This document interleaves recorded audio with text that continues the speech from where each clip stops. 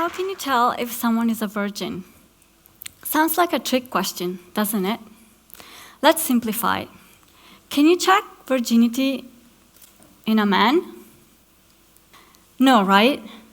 We all know there is no way to check if a man is a virgin or not, and probably no need. What about women? Can you check virginity in a woman? Yes? No? The hymen, maybe? No straight answer on this one, right? It's a trick question. If you ask me, well, a few years ago, I would have probably unpolitely replied to this question with another question. Does it really matter? Today, after 2 years in the field as a humanitarian worker and a change in perspective, I can tell you virginity does matter. It shouldn't, but it does. My change in perspective has many names and many faces, but I will never forget the first one. A beautiful Asian girl, all smiling in her Sunday outfit, a light pink, fluffy ballerina dress. She's running through the clinic, she's playing with other girls. We don't see that many smiling faces at the clinic, but don't let this little girl fool you.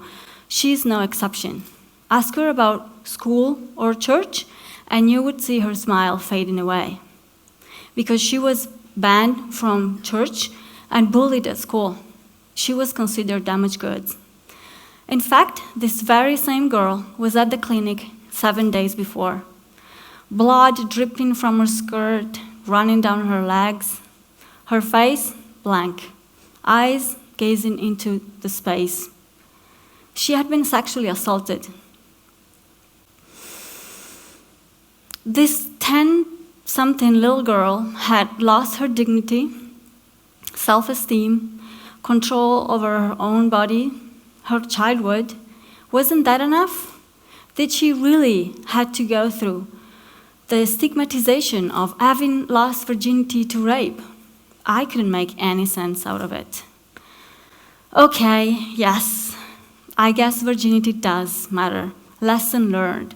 But what was that we could do? Because I couldn't witness such horror without doing anything. And virginity shouldn't matter. And women are never damaged goods. I really wanted to do something, but what? I was lost. My haha moment came months later, after many names and many faces, when we started noticing at the clinic that parents were asking about virginity. They would go to the doctor on duty and they would ask, "Can you tell me if my daughter is still a virgin?" Wow. How can you tell a rape survivor she's not a virgin anymore? How can you tell her parents? And out of curiosity, would you consider a rape survivor not a virgin anymore? Because this is what's fascinating about virginity. As scientific or anatomical as some people want it to be, there's no medical definition of virginity. So it's society, culture, and religion that make definitions. And it's up to you to choose the one you prefer or make your own. So, how can you tell if a rape survivor is still a virgin?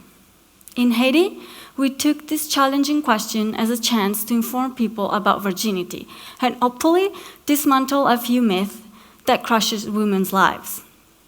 So I discussed with the team and asked permission to my medical supervisor, crossed my fingers because you never know, and we start working on the text. Then we asked the information and education team to translate the text into Creole. And we did it. We made a leaflet to inform people about virginity. So, virginity is a cultural concept, not a quality. If and when you lose it depends on your definition of virginity. As there is no medical definition, virginity is not a medical or anatomical condition to check. There is no sign of virginity in a man, as there is none in a woman. Easy to say, not so easy to hear for some, and a bit confusing for almost everyone, as regardless to nationality, culture or religion, more or less we all grew up believing that the hymen is a sign of women's virginity. So here's the thing. The hymen is a thin membrane at the opening of the vagina, but it's nothing like a flat piece of tissue that covers the entire opening and that bleeds when it breaks. In fact, the hymen varies a lot in look. It can have a ring shape or a half-moon shape. It can have multiple holes. It can have fringes, and hormones levels change the way it looks and the way it behaves. So some hymens are so elastic that can accommodate a baby without breaking, studies show. So you can be a mom and look like a virgin. Some other hymens are so fragile that even a simple activity like sport can damage it and change its look.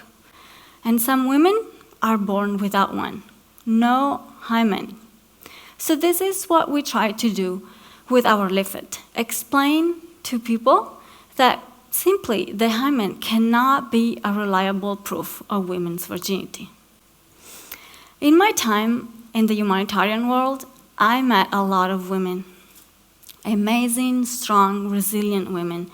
Women who taught me so much and to whom I will be forever grateful. In Iraq, women taught me that virginity really is as much about purity and honor as it is about fear and control.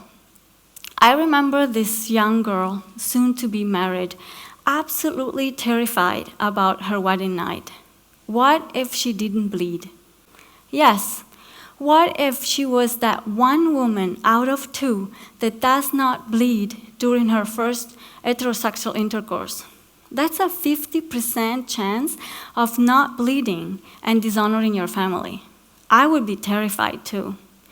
Not that I needed to travel that far to know that women have little control over their own bodies and that fear is the quiet noise of women's lives.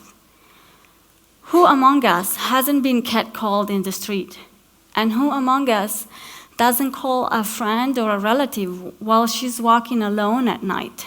Because this is not a developing country's problem. This happens everywhere, and it's not only about virginity. In Bangladesh, Rohingya women taught me that sometimes women do not have the power to decide over their own lives or the lives of their kids. In the camps, every day, we would see women refusing admission for their sick children. They had walked miles to make sure that their kids had medical assistance. They wanted their kids to get better, but they didn't have the power to decide over their own children's health. They didn't have a phone to ask for permission to their husbands, and most probably they had kids at home to look after.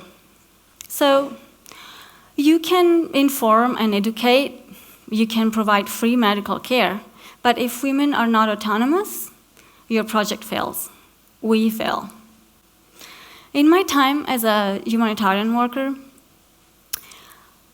I learned that this job can be very frustrating.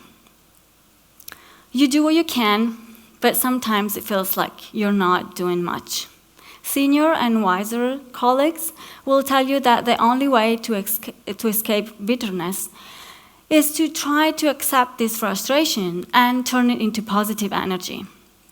A great advice, and I honestly tried. But I am who I am, and I'm an optimistic, naive Italian woman. I can only accept to never give up. And this is why I'm here today. I need your help. Because the real change starts here, from you, from all of us. Because what we really need is a cultural change.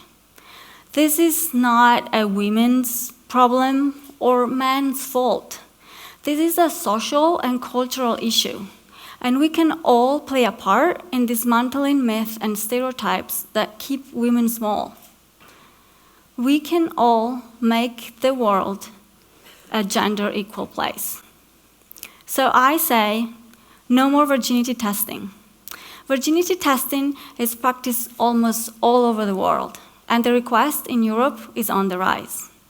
But virginity testing is a form of gender violence. It has no scientific foundation, and medically, it's unreliable, it's harmful, and it's unethical. 2, let women have control over their own bodies once and for all.